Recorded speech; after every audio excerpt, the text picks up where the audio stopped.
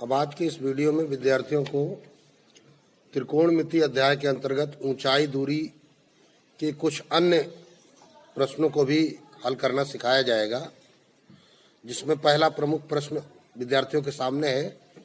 7 metre ऊंचे भवन के शिखर से एक केबल टावर के शिखर का उन्नयन कोण 60 अंश है तथा इसके पाद का अवनमन कोण 45 अंश है। टावर की ऊंचाई ज्ञात कीजिए। तो 7 मीटर ऊंचा भवन है, तो ये देखिए हमने बना दिया। ये भवन है कितना? 7 मीटर। अब इस भवन के शिखर से कहा जा रहा है एक केबल टावर के शिखर का उन्नयन कोण 60 अंश है। तो इस बिंदु से हमको 60 अंश का कोण बनाना है। तो पहले हमें इस सामने की दिशा में देखना है और फिर ये ऊपर की दिशा में देखना है। तो ये कोण हमारा 60 अंश का बन गया। ठीक। अब जब हमने देखा तो यहां पर ये क्या है, ये बिंदु, ये टावर का शिखर है। तो टावर तो जमीन पे ही खड़ा होगा, तो इसलिए हम सीधे एक टावर बना लेते हैं और ये हमने एक जमीन बना दी। ये भूमि हो गई और ये टावर हो गया। टावर का नाम रख दिया PQ और इसी टावर की ऊंचाई ज्ञात करनी है। इसको हमने स्मॉल h मान लिया, h मीटर। ठीक।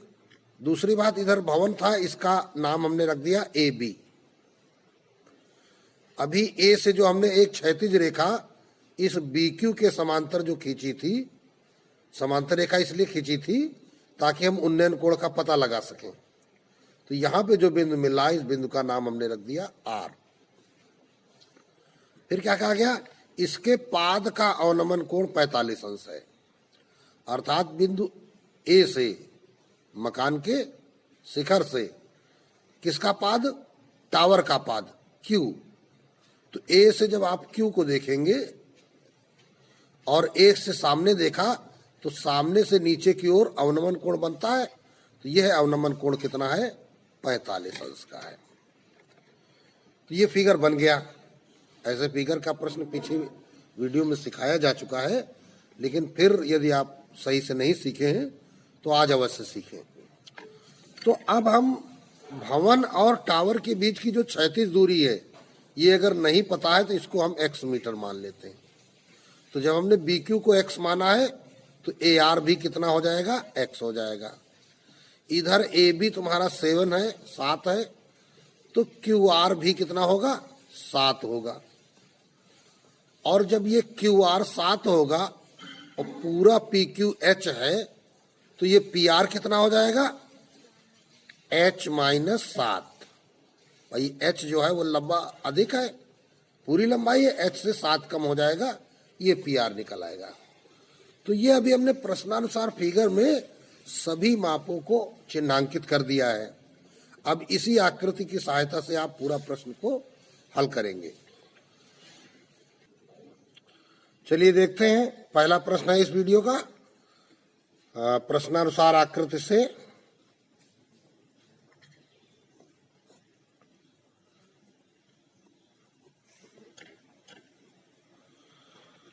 तो सबसे पहले क्या बताया गया था? 7 मीटर ऊंचा भवन, भवन की ऊंचाई AB बराबर 7 मीटर। फिर टावर के शीर्ष का उन्नयन कोण, कौन सा कोण बना? RAP। कोण RAP बराबर 60 अंश। और पाद का अवनमन कोण,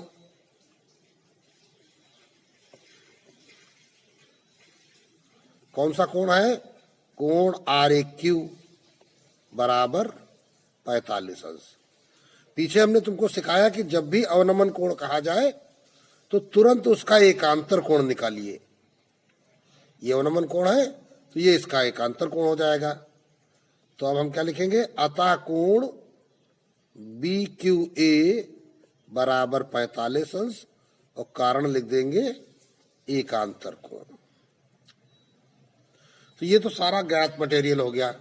अब जो ज्ञात करना है उसको लिखते हैं, माना कि टावर की ऊंचाई PQ बराबर h मीटर। फिर लिखते हैं चूंकि AB बराबर 7 मीटर बराबर RQ, AB और RQ क्या होगा, बराबर होगा, इसलिए ये जो PR है वो क्या हो जाएगा, H-7 मीटर। तथा माना कि BQ बराबर x मीटर, इसलिए AR बराबर x मीटर। अब प्रश्न उठता कि यहां पर कई समकोण त्रिभुज बन गए। देखो ABQ, ARQ, ARP, कई समकोण त्रिभुज बन गए। तो इनमें से किन त्रिभुजों को हमें चुनना है, ये बात ध्यान देनी होगी। तो देखिए हमें H निकालना है और X निकालना है। हालांकि X बताना नहीं है, लेकिन बिना X निकाले H निकलेगा नहीं। तो X निकालने के लिए सबसे पहले तो हमको ये सरल देखिए समकोण त्रिभुज दिखाई पड़ रहा है ABQ, तो यही हम चुन लेते हैं, समकोण त्रिभुज ABQ में। अब क्या होगा, tan 45 अंश बराबर AB बटे BQ। तो AB कितना है, 7, AB है 7 और बटे BQ कितना है, X। tan 45 की वैल्यू 1, तो तिरछा गुणा हो गया, X बराबर 7 मीटर। ये आ गया नीचे की दूरी। अब कौन सा समकोण त्रिभुज उठाए, अब 60 अंश वाला उठा लीजिए, है ना, ARP। तो लंब PR बटे आधार AR, तो क्या हो जाएगा, समकोण त्रिभुज, अब समकोण त्रिभुज ARP में tan 60 अंश बराबर PR बटे AR। तो √3 बराबर PR है H-7 बटे AR है X। तो तिरछा गुणा हो जाएगा, X √3 बराबर H-7, X का मान रख देंगे तो 7 √3 बराबर H-7। अब क्या होगा, H को इधर बुला लो, -H बराबर -7 और ये 7 √3 ले जाओ तो -7 √3, माइनस से चिन्ह बदल जाएंगे, H बराबर इधर 7 कॉमन ले लो, 1 + √3, तो H बराबर 7, आप 1.732 और एक जुड़ जाएगा तो 2.732। तो 7 से गुणा कर दो, 7 दूनी 14, 7 त्रिक 21 1 22, 7 7 49, 2 51, दशमलव लग गया, कई अंक बाद, 3 अंक बाद। तो ये H तुम्हारा निकल आया 5.124। अभी मिस्टेक है, देखिए 7 दूनी 14, 7 त्रिक 21 1 22, 7 7 49, 2 51 और 7 दूनी 14 5 19 होना चाहिए। तो अब क्या लिखेंगे, अतः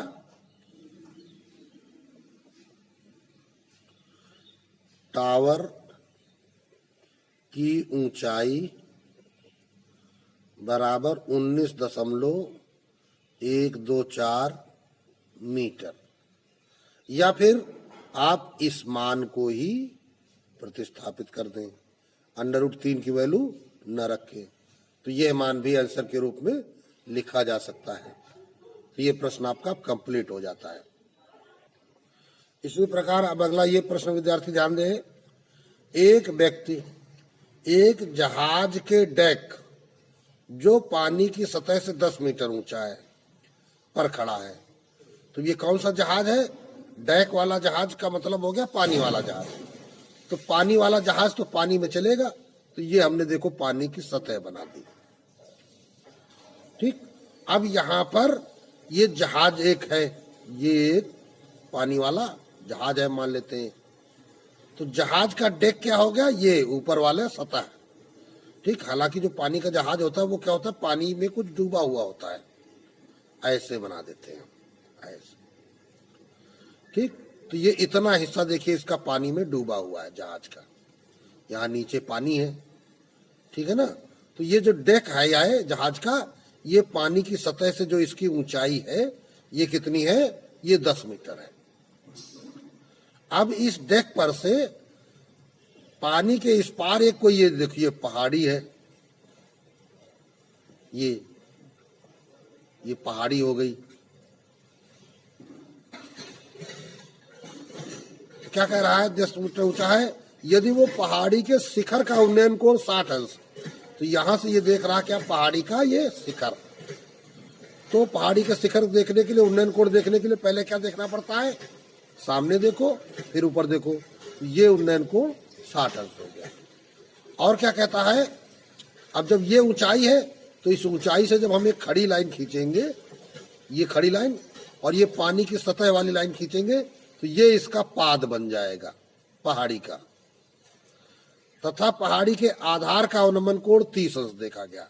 अब आधार का अवनमन कोण देखना है, तो ये देखो हमने आधार को देखा और सामने देखा, तो ये अवनमन कोण बन गया 30 अंश। तो जहाज से पहाड़ी की दूरी तथा पहाड़ी की ऊंचाई ज्ञात कीजिए। तो जहाज माने यहां से, पहाड़ी की दूरी माने यहां तक, यहां से यहां तक, इसका मतलब ये दूरी जिसको हम x मान ले रहे हैं, ये ज्ञात करनी है। ठीक है ना, और दूसरी बात क्या है, पहाड़ी की ऊंचाई अर्थात ये ऊंचाई, इसको हम h मान ले रहे हैं, ये ज्ञात करनी है। तो इसके लिए हम विद्यार्थियों के लिए एक सरल फिगर बनाते हैं कि ये हमने पहाड़ी बना दी और ये जहाज की ऊंचाई हो गई 10 मीटर इधर। ठीक है ना, तो 10 मीटर यहां से ये ऊपर का उन्नयन कोण देखा गया, ये 60 अंश है, और नीचे अवनमन कोण देखा गया, ये 30 अंश है। ये टोटल ऊंचाई h है, तो जब ये इधर का 10 है तो ये 10 हो जाएगा। ठीक है ना, और ये क्या हो जाएगा, h माइनस 10 हो जाएगा। इसको हमने x माना तो ये x हो गया। बिल्कुल अभी जो एक प्रश्न विद्यार्थियों को हमने सिखाया हल करना, बिल्कुल उसके ही जैसी आकृति तैयार हो गई। अर्थात ये प्रश्न विद्यार्थी स्वयं लगा लेंगे। आगे चलते हैं, अगला प्रश्न देखेंगे। अब एक महत्वपूर्ण प्रश्न विद्यार्थियों के सामने है। संलग्न आकृति में 1.2 मीटर लंबी एक लड़की, तो लड़के की लंबाई 1.2 मीटर यहाँ पे देखिए दिखाई गई है, जिसकी गिनती प्रश्न में नहीं की जानी है, लेकिन फिर भी समझिए 1.2 मीटर लंबी लड़की भूमि से 88.2 मीटर की ऊंचाई पर एक क्षैतिज रेखा में उड़ रहे गुब्बारे को देखती है। 88.2 मीटर ऊंचा एक गुब्बारा उड़ रहा है जमीन से। तो देखिए भाई, यहां पे अगर ध्यान दोगे तो 1.2 मीटर की लंबी लड़की है, तो इसका मतलब जमीन ये है, ये जमीन है।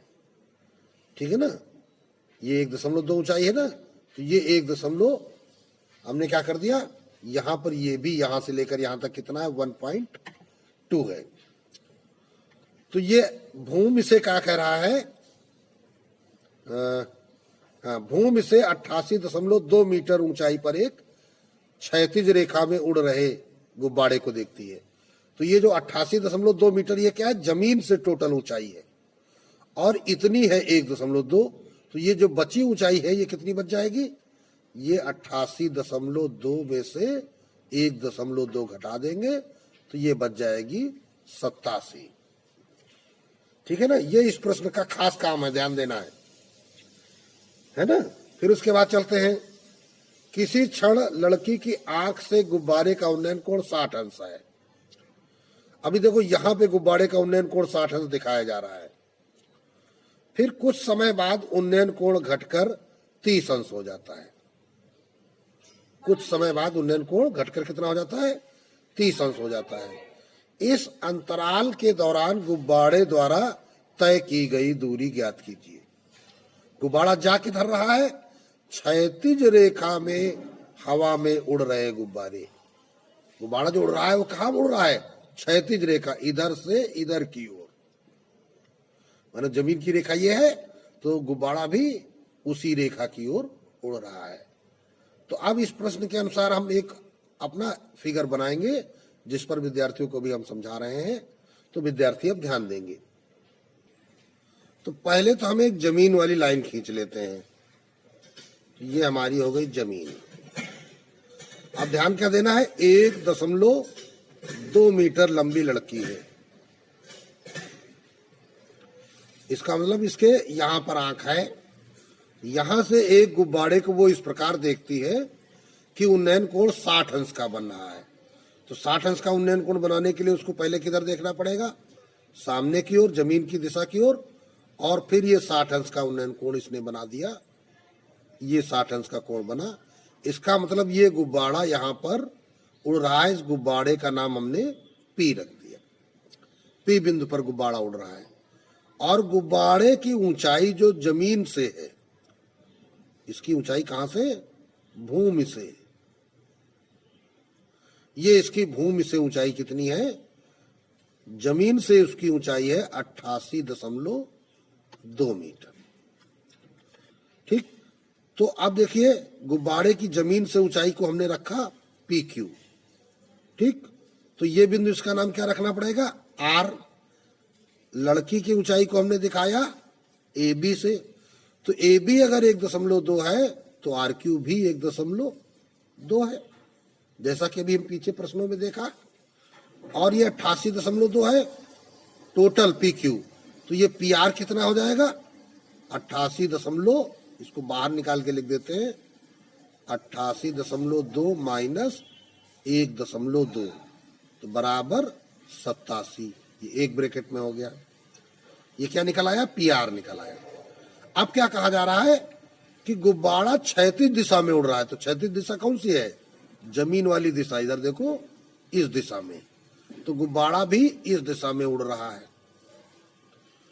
तो जब गुब्बारा इस दिशा में उड़ रहा है तो हुआ क्या कि कुछ देर बाद उन्नयन कोण 30 अंश हो गया। तो इस ए बिंदु पर हमको 30 अंश का उन्नयन कोण बनाना है। तो ये 30 अंश वाली रेखा और गुब्बारे वाली रेखा यहां पे जाके देखो टकरा गई। ठीक है ना। तो ये बिंदु क्या बन गया, अब ये पी क्यू गुब्बारा जमीन से ऊंचाई थी, तो अब आगे चल के ये बन गया पी डैश, क्योंकि गुब्बारे का नाम पी रखा है। तो गुब्बारा पी से कहां पहुंच गया, पी डैश पर। तो जमीन को क्या कह देंगे, क्यू से हो गई क्यू डैश। अब इसी प्रकार ये क्षैतिज रेखा हम आगे बढ़ा देंगे, आर बन गया आर डैश। आर क्या बन गया, आर डैश बन गया। तो ये फिगर आपका अब सटीक बन गया। और ये जो कोण है ये आपका कितना है, 30 अंश। तो चलिए शुरू करते हैं। लिखेंगे क्या, प्रश्नानुसार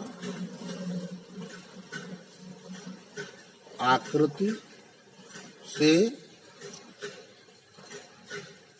लड़की की ऊंचाई ए बी बराबर 1.2 मीटर, भूमि से गुब्बारे की ऊंचाई पी क्यू बराबर 88.2 मीटर। ठीक, फिर लिखेंगे क्या, चूंकि ए बी बराबर क्यू आर है, ये भी कितना होगा, 1.2 होगा। इसलिए पी आर बराबर 88.2 माइनस 1.2 बराबर 87 मीटर। सारी तैयारी पहले करनी चाहिए, ठीक है ना। फिर क्या कहा गया, उन्नयन कोण। उन्नयन कोण कौन सा, आर ए पी। बराबर 60 अंश तथा दूसरा उन्नयन कोण क्या है, R dash A P dash बराबर 30 अंश। R dash A P dash ये 30 अंश है। तो यहां हमारे पास दो समकोण त्रिभुज मिल रहे हैं, एक तो पी आर ए और दूसरा पी डैश आर डैश ए। इन्हीं दो समकोण त्रिभुजों का हमको प्रयोग करना है। अच्छा, दूसरी बात क्या कहा गया था, पूछा क्या गया था यहां पर, गुब्बारे द्वारा तय की गई दूरी P से लगा के P डैश तक, तो इस दूरी को हम क्या मान लेंगे, x। तो Q से लेकर Q डैश क्या हो जाएगा, x हो जाएगा। और ये जो BQ है इसको हम y मान लेते हैं, तो ये y हो जाएगा, ये x रहेगा। ठीक है ना, क्योंकि समकोण त्रिभुज में AR की जरूरत पड़ेगी अभी। तो अब चलते हैं, लिखते हैं, अब मानने वाला काम कर लेते हैं। माना कि गुब्बारे द्वारा तय की गई दूरी PP डैश बराबर QQ डैश बराबर x मीटर तथा AR बराबर BQ बराबर y मीटर। AR और BQ को हमने क्या मान लिया, ये y मीटर। अब समकोण त्रिभुज उठा लेंगे, पहले PRA उठाएंगे, तो लिखेंगे क्या, समकोण त्रिभुज PRA में tan 60 अंश बराबर लंब PR बटे आधार AR, तो √3 बराबर लंब PR हमारे पास कितना निकला था, 87 बटे y, तो ये हो गया y √3 बराबर 87, तो y बराबर 87 बटे √3। ठीक है ना, तो अब 87 √3 का बटे √3 का परिमेयकरण कर देना है, तो क्या हो जाएगा, 87 √3 बटे 3 से 2 3 दूनी 6 3 9 27 कट गया, तो y बराबर आ गया 29 √3 मीटर। लेकिन y तो निकालना नहीं, निकालना है x। तो फिर आएंगे, अब की बार समकोण त्रिभुज कौन सा लेना पड़ेगा, P dash R dash A। तो लिखेंगे क्या, समकोण त्रिभुज P dash R dash A में यहां tan 30 अंश है बराबर लंब P डैश R डैश बटे आधार AR डैश, तो tan 30 की वैल्यू 1 बटे √3 और P डैश R डैश क्या है, PR के बराबर है। PR कितना था, 87।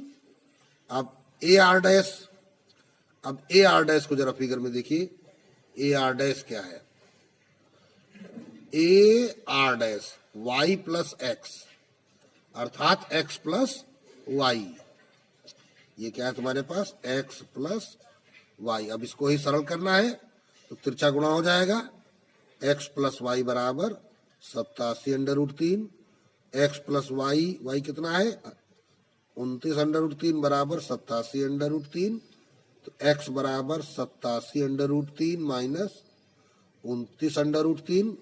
अब √3 हो जाएगा कामन, तो क्या हो जाएगा, 87 में 29 घट जाएगा, तो 7 17 में 9 गए 8 और यहां बचेंगे 7 में 2 गया 5, 58 √3 मीटर। ये x बराबर निकल आया है, और x क्या था, गुब्बारे द्वारा तय की गई दूरी। तो आता है गुब्बारे द्वारा तय की गई दूरी बराबर 58 √3 मीटर। ये आपका प्रश्न हो गया। अब हल हो गया और आंसर आपका निकल आता है। अब अगला महत्वपूर्ण प्रश्न देखते हैं। एक सीधा राजमार्ग एक मीनार तक जाता है। तो देखिए भाई, ये हमने यहां से एक राजमार्ग माने सड़क, कहां तक जाता है? ये इधर एक सड़क के किनारे कोई मीनार खड़ी है, यानी अब सड़क वहीं पे जा थोड़ी रुक थोड़ी ना गई, सड़क और आगे चली गई, तो मीनार तक जाता है। फिर क्या कह रहा है? मीनार के शिखर पर खड़ा आदमी, आदमी कहाँ खड़ा है? यहाँ पे खड़ा है। अगर मीनार का नाम हम ए बी रख दें तो बिंदु ए पर आदमी खड़ा है। क्या कर रहा है भाई? मीनार के शिखर पे चढ़ के एक कार को 30 अंश के अवनमन कोण पर देखता है। इस ए बिंदु से सड़क पर एक खड़ी कार देखता है, तो यहां पे एक कार है बिंदु पी पर। अब ए से आदमी इस पी कार को देखता है, तो पहले किधर देखा? सड़क की अनुदिश, इधर देखेगा सड़क के समांतर। फिर देखा गया कार को, अर्थात ए से कार ये देखेगा, तब ये अवनमन कोण बनेगा कितने अंश का? 30 अंश का। फिर क्या होता है? जो कि मीनार के पाद की ओर एक समान चाल से जाती है, अर्थात कार किधर जा रही? मीनार के पाद की ओर जा रही है, पी से बी की ओर जा रही है। कार जो जा रही है वो इस दिशा में जा रही है, तो एक क्षण उसका अवनमन कोण देखता है तो 30 अंश मिलता है। 6 सेकंड बाद कार का अवनमन कोण 60 अंश हो गया, तो पी से 6 सेकंड बाद कार पहुंच गई कहां? क्यू पर, इस दिशा में जा रही है, तो इससे कितना समय है? 6 सेकंड। तो हमने क्या महसूस किया कि 6 सेकंड में जो ये कार है वो कहां पहुंच गई? पी से क्यू पर। अब ये अवनमन कोण हमको क्या बताया जा रहा है? तो अवनमन कोण के लिए पहले सामने देखना होगा, फिर नीचे देखना होगा, तो ये अवनमन कोण कितने अंश का हो गया? 60 अंश का हो गया। तो जब ये उन्नयन कोण 30 अंश का था, अवनमन कोण 30 अंश का था, तो ये उन्नयन कोण 30 अंश हो जाएगा एकांतर नियम से। ये अवनमन 60 था, तो ये उन्नयन 60 हो जाएगा एकांतर कोण के नियम से। ठीक। अब क्या कह रहा है? इस बिंदु से मीनार के पाद तक पहुंचने में कार द्वारा लिया गया समय, अर्थात अब इस क्यू से बी तक पहुंचने में कार को कितना समय लगेगा। ठीक। तो हमने मन में सोच लिया इसको लगेगा टी सेकेंड। क्या हमने सोचा? अब ध्यान दीजिएगा, इसमें दूरी की बात नहीं की जा रही है मीटर में, यहां समय की बात की जा रही है, टाइम की बात की जा रही है। और इस आकृति में टाइम नहीं है, इस आकृति में तो दूरियां हैं, लंबाइयां हैं। अर्थात जो आकृति है वो लंबाई पर आधारित है और प्रश्न जो है वो समय पर आधारित है। तो ये दोनों अलग अलग इकाइयां हैं, इसलिए यह प्रश्न पूरे अभ्यास के सभी प्रश्नों से बिल्कुल अलग हो जाता है। शुरू करते हैं। प्रश्नानुसार आकृति से क्या दिया गया था? यहां पर सबसे पहले दिया गया था, यहां पे बिंदु एम ले लेते हैं, कार पी का अवनमन कोण 30 अंश। तो मीनार के शिखर ए से कार पी का अवनमन कोण एम ए पी बराबर 30 अंश। तो इसलिए कोण बी पी ए बराबर हो गया 30 अंश। अब इसका कारण क्या है? चूंकि एम ए समांतर पी बी तथा एकांतर कोण, तो इस कारण से ये बराबर हो गया। तथा दूसरे क्षण या 6 सेकंड बाद, ये क्या है? 6 सेकंड बाद अवनमन कोण दूसरा बन गया, कोण एम ए क्यू बराबर 60 अंश। इसलिए कोण बी क्यू ए बराबर 60 अंश। तो ये भी एकांतर कोण के नियम से। P से Q तक पहुंचने में कार द्वारा लगा समय 6 सेकंड। माना कि Q से B तक पहुंचने में लगा समय बराबर T सेकंड। ये हमने T सेकंड इसको माना हुआ है।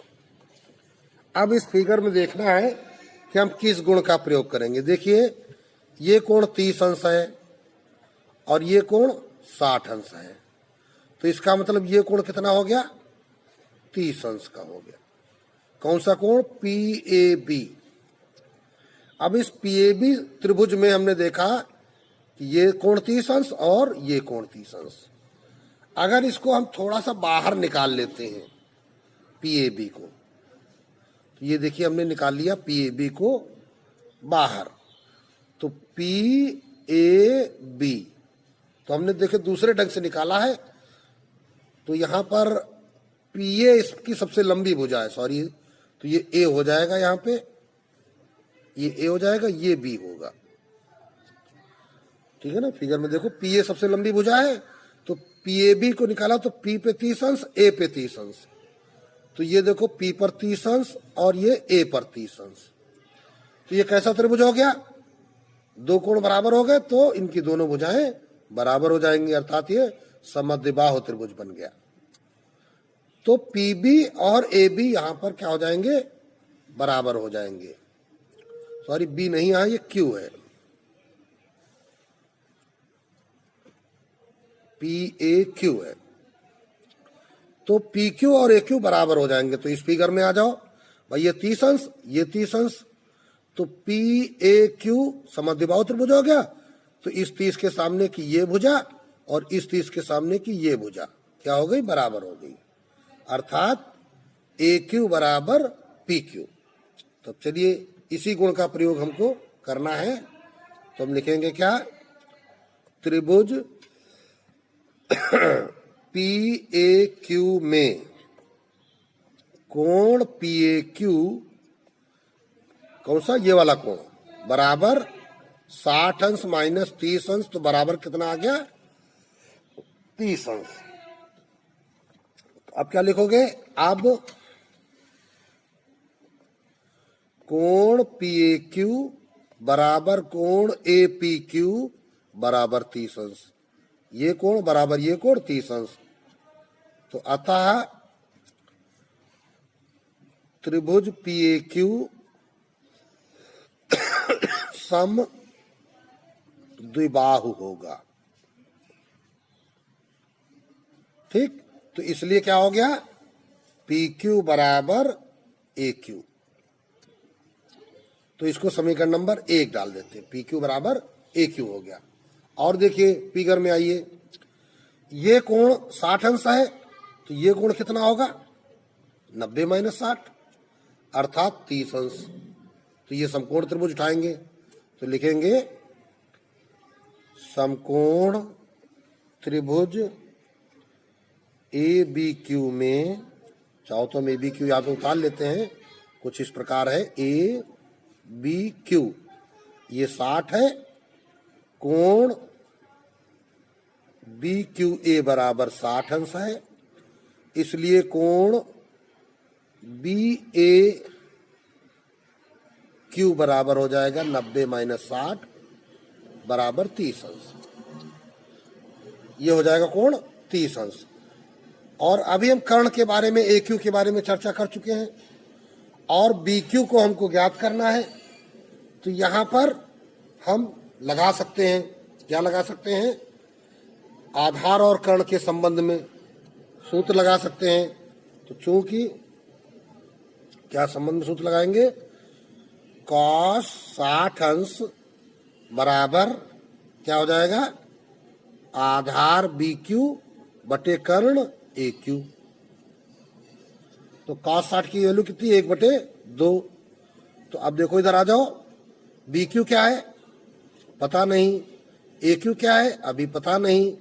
तो तिरछा गुणा हो जाएगा, तो AQ बराबर 2BQ आ गया। ये समीकरण नंबर 2 हो गया। अब समीकरण 1 में यही मान रख दो, तो इसलिए PQ बराबर AQ था, तो AQ की वैल्यू क्या है 2BQ, PQ बराबर 2BQ, तो BQ बराबर क्या हो जाएगा PQ बटा 2। तो इसलिए B से Q तक पहुंचने में लगा समय, तो P से Q तक समझने में कितना लगा था 6 सेकेंड बटे 2, तो बराबर 3 सेकेंड। तो ये आपका उत्तर आ गया। 3 सेकेंड का टाइम लगेगा उसको मीनार के आधार तक पहुंचने में। तो अब आपका ये उत्तर हो गया। अब यहाँ पे हमने जो एक गुण ये लिया था कि ये 60 है तो ये 30 होगा, तो इसकी कोई विशेष आवश्यकता नहीं है। चाहो तो इतना पोर्शन यहाँ से हटा सकते हो। सीधे सीधे लिखोगे समकोण त्रिभुज ABQ में cos 60 बराबर इतना, आधार बटे कर्ण वाला गुण ले लो। इसका इतना गुण चाहो तो यहां से ये हटा दो, ये हटा दो, ये इतना हटा दो। नहीं हटाओगे तो कोई दिक्कत नहीं है। तो इस प्रकार ये प्रश्न आपका कंप्लीट हो जाता है।